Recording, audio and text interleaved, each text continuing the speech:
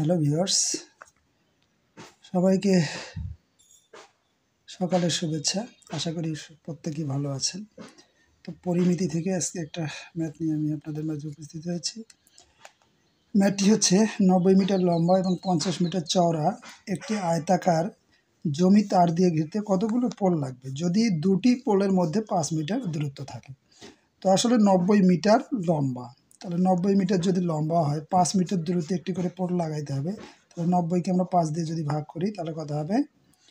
5 18 90, তার মানে 18টা পোল লাগবে।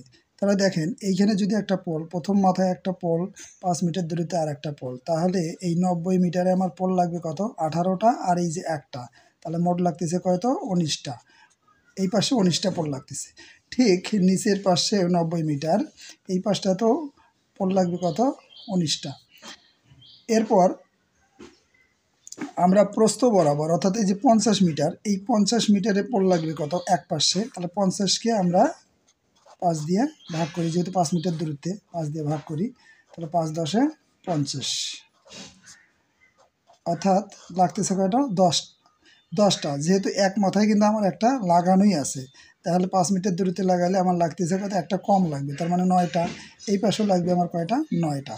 তাহলে মোট পোলের সংখ্যা কত হচ্ছে দেখেন, এই দৈর্ঘ্য বরাবর হচ্ছে 19টা প্লাস এই দৈর্ঘ্য বরাবর হচ্ছে 19টা প্লাস প্রস্থ বরাবর এই পাশে 9টা প্লাস এই পাশে হচ্ছে 9টা।